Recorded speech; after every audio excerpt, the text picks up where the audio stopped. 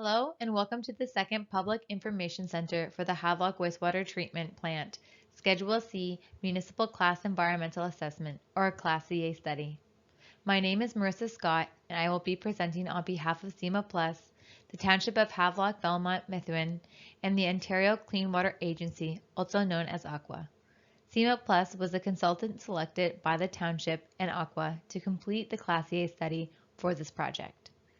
Public Consultation Center 1 was previously held for the study to introduce the project, provide background information on the Havelock Wastewater Treatment Plant, answer any questions about the study, and provide an opportunity to get involved in the project.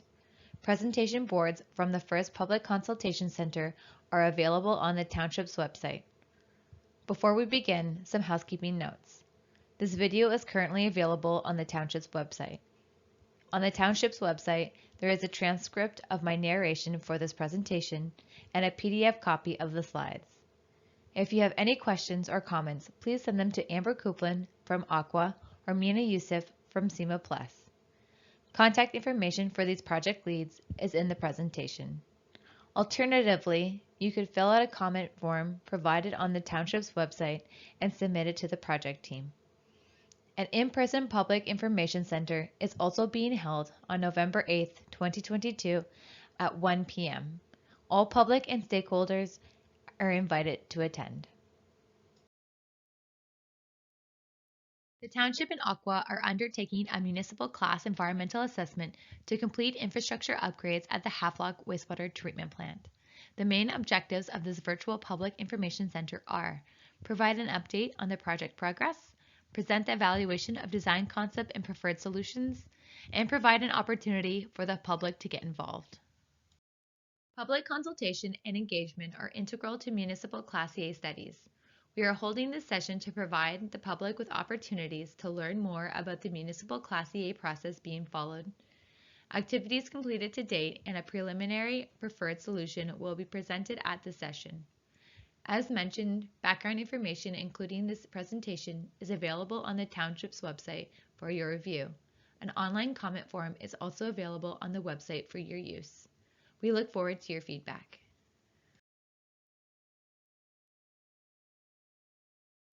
The Township has one wastewater treatment plant that receives wastewater from homes and businesses in the urban area of the Village of Havelock and hauled septic from rural areas within the Township. The Havelock Wastewater Treatment Plant ensures that wastewater is fully treated before clean effluent is returned to Plato Creek. There are two main purposes for the study. First, in order to support population growth in the Village of Havelock up to the year 2041, additional wastewater servicing capacity needs to be planned for the Havelock system. The second purpose is to identify and recommend the preferred infrastructure improvements to accommodate the required capacity increase, while minimizing impacts on the natural and socio-cultural environments, as well as considering technical and financial implications. More details will be provided regarding the wastewater treatment process and population projections in subsequent slides.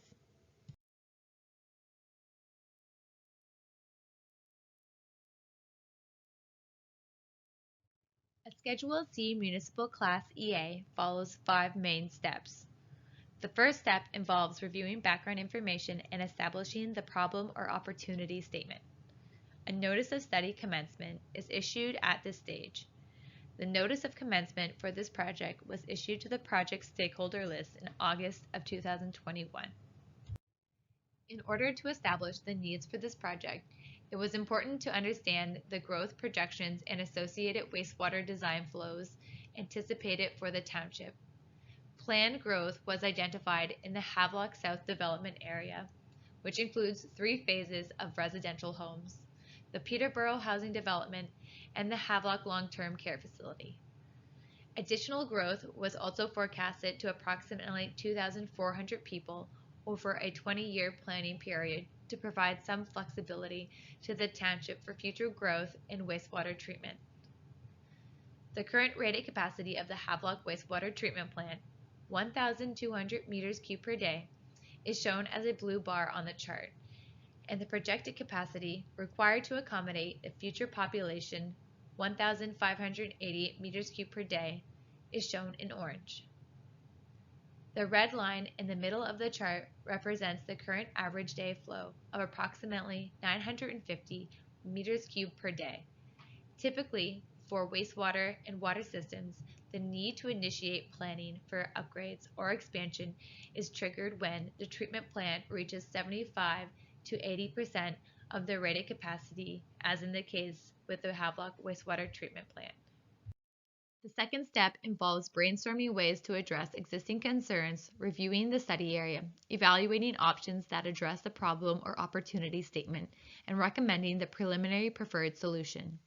Information developed through this step was presented at the first Public Information Center, and input from all project stakeholders was incorporated into the next steps of the project.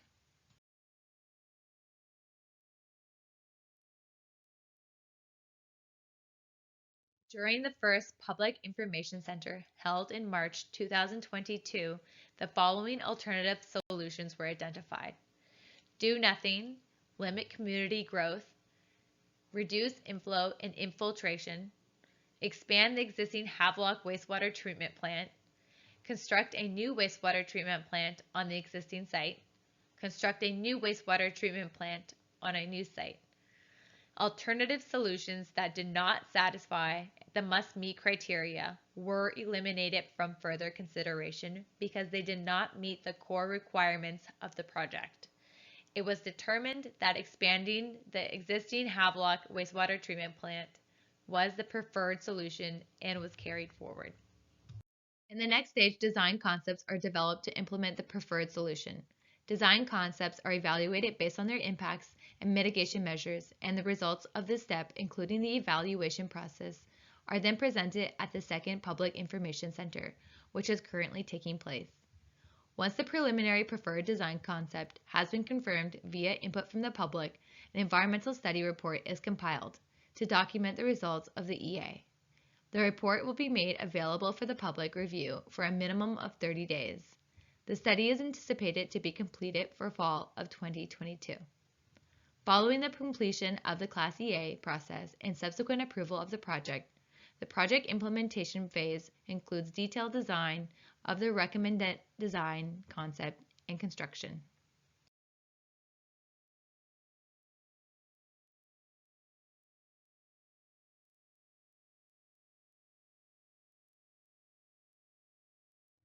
The Havelock Wastewater Treatment Plant is located at 719 Old Norwood Road.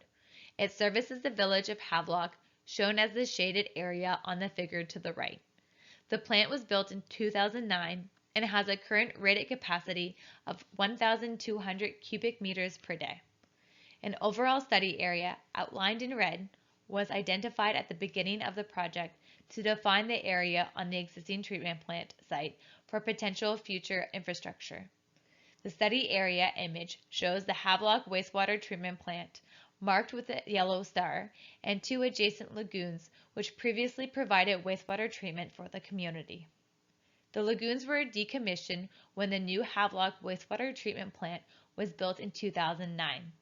The study area also includes the access road from Old Norwood Road, leading to the treatment facility. This slide provides an overview of the treatment processes utilized at the Havelock Wastewater Treatment Plant. Wastewater enters the facility through the raw sewage pumping station, which pumps the wastewater to the headworks building. A septic receiving facility is located adjacent to the pumping station, which receives wastewater in the form of hauled septic from the rural population of Havelock and transfers it to the pumping station.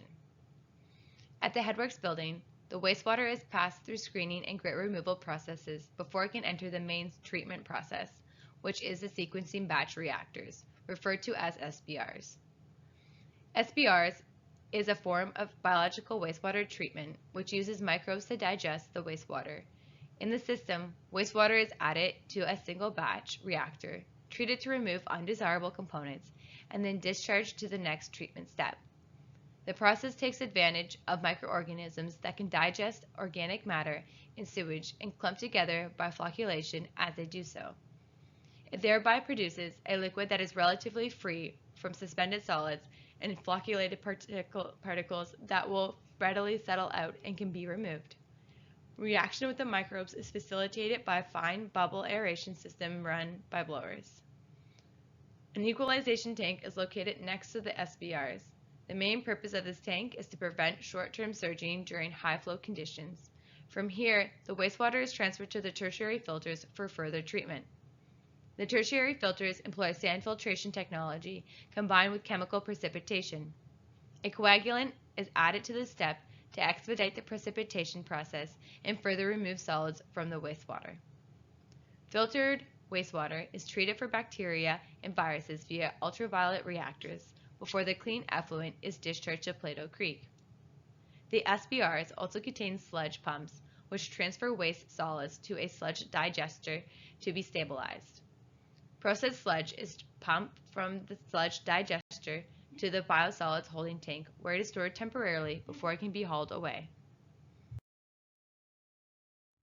This slide presents an aerial and a photo of the previously used decommissioned lagoons.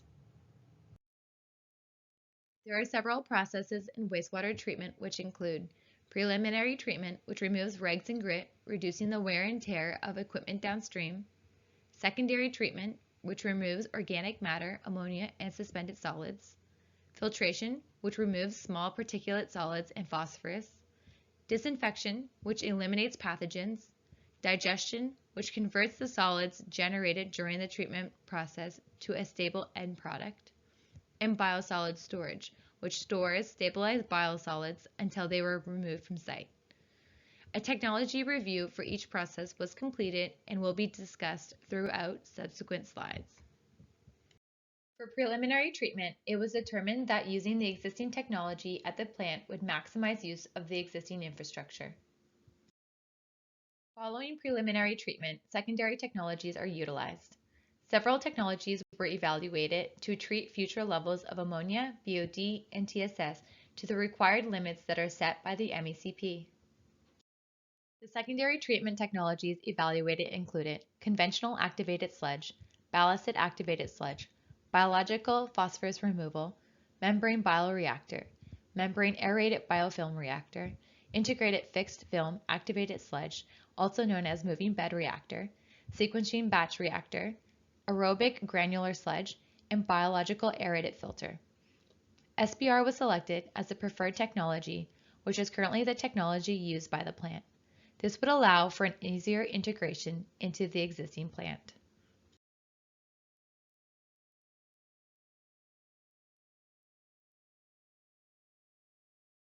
Following secondary treatment, filtration is utilized. During the Class EA, an assimilative capacity study was completed, which concluded that Plato Creek is sensitive to phosphorus in the effluent water received by the plant during low flow conditions. 2 wastewater treatment plant discharge scenarios were considered: continuous discharge, which requires very strict effluent objectives for total phosphorus, and seasonal effluent equalization and storage, which requires less stringent effluent objectives for total phosphorus. The filtration technologies evaluated included deep bed filter, disc filter, membrane bioreactor, membrane filtration, and 2-stage filtration. Deep bed filtration, which is the existing technology at the wastewater treatment plant, was selected as the preferred filtration technology for achieving effluent criteria for the seasonal discharge scenario. 2-stage filtration was selected as the preferred filtration technology for achieving the stricter effluent objectives of the continuous discharge scenario. Following filtration, disinfection technologies are utilized to eliminate pathogens. The disinfection technologies evaluated included ultraviolet disinfection, ozone, and peracetic acid. UV disinfection was selected as the preferred technology since it is currently used at the plant, which would maximize use of the existing infrastructure and allow for an easier integration.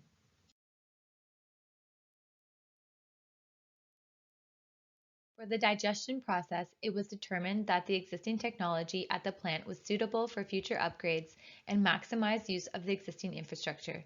Therefore, no further technology was reviewed.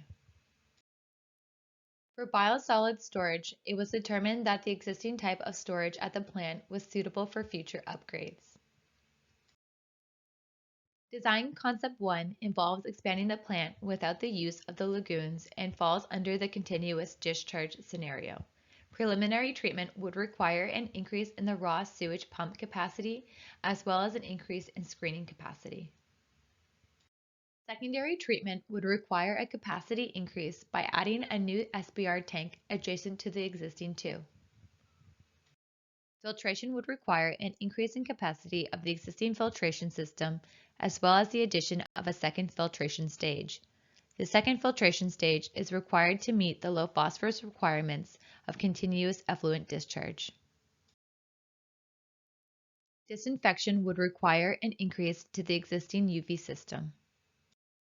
The biosolids train would require an additional aerobic digester as well as an additional biosolids storage tank, similar to the one currently on site. The different areas that require upgrades at the plant for Design Concept 1 are shown in this site plan. Design Concept 2 involves expanding the plant and using one of the existing lagoons as influent equalization. This design concept also falls under the continuous discharge scenario. To recommission a lagoon, it would need to be drained, cleaned, and repaired.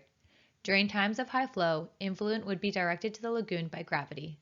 This would reduce the impact on the existing plant. Once the high flow period was over, a new pump station would pump the raw sewage to the plant, which would then be treated as usual.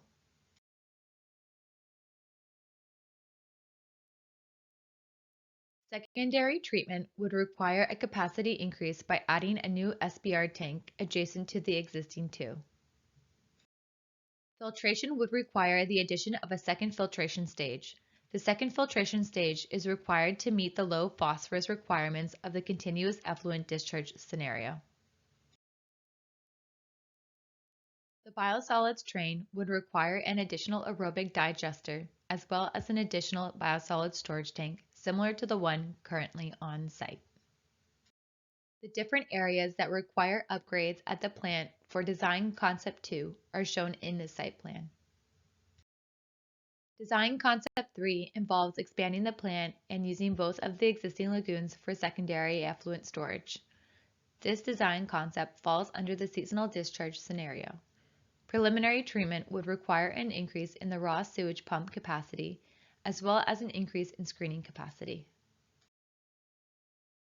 Secondary treatment would require a capacity increase by adding a new SBR tank adjacent to the existing two. Filtration would require an increase in capacity of the existing deep bed filters. Second stage filters would not be required as the plant would not be discharging to Plato Creek during low flow seasons. Disinfection would require an increase in capacity of the existing UV system. To recommission the lagoons, they would need to be drained, cleaned, and repaired. During months when Plato Creek is most sensitive to phosphorus, all secondary treatment effluent would be directed to the lagoons for storage. Once these months have passed, the lagoons would be drained and all effluent would be directed to the filters where it would continue treatment as usual. This concept would require additional pumping stations to fill and drain the lagoons. The biosolids train would require an additional aerobic digester as well as an additional biosolids storage tank similar to the one currently on site. The different areas that require upgrades at the plant for Design Concept 3 are shown in this site plan. Design Concept 4 involves expanding the plant using both of the existing lagoons for filtered effluent storage. This design concept falls under the seasonal discharge scenario. Preliminary treatment would require an increase in the raw sewage pump capacity as well as an increase in screening capacity. Secondary treatment would require a capacity increase by adding a new SBR tank adjacent to the existing two. Filtration would require an increase in capacity of the existing deep bed filters. Second stage filters would not be required as the plant would not be discharging to Plato Creek during low flow seasons.